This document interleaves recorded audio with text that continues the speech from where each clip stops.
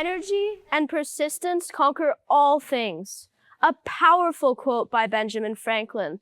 But is it really true? Well, that's what we've been told. Our parents, teachers, and even friends have always told me to persist. My dad once told me to keep taking piano lessons, even though I was learning the same piece for a year. I'm here to tell you that you've been lied to for generations about quitting. You've been told it's wrong. But why? Where did the stigma come from? A lot of this fear didn't just come from nowhere. It goes way, way back. In medieval Europe, if you were training for a craft, say you were apprenticed to a blacksmith or a carpenter, you were basically locked into the trade.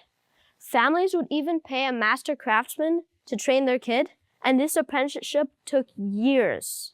So by the time you were old enough to have that job, switching wasn't just a hassle.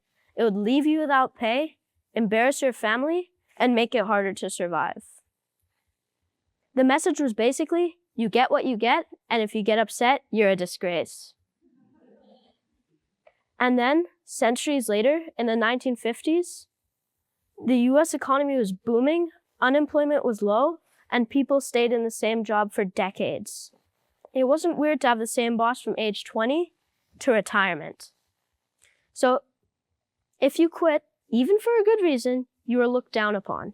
People thought, why would they leave when all of us are staying? That's when sayings like, winners don't quit and never give up picked up this moral weight. But there's also a psychological side to it. Studies show that finishing things actually gives us a hit of pride. Sometimes even that flow state where everything feels right and time kind of disappears. So if you even think about stepping away from something you've put effort into, moving on feels almost impossible.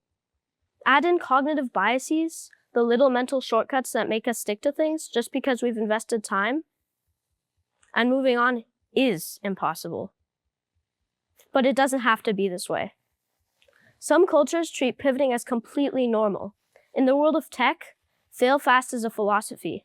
If your idea doesn't work, you shift and adjust. You try something new. It's smart. And in Taoism, there's this belief that life flows better when we stop forcing things that don't fit anymore. The question shouldn't be, did I stick with it? The better question is this actually helping me grow? Sometimes staying is brave, sometimes moving on is brave. So ask yourself, am I quitting or am I choosing better? Moving on isn't the opposite of perseverance. It's part of building a life that actually fits you. We should stop hiding the word quitting and start owning our choices.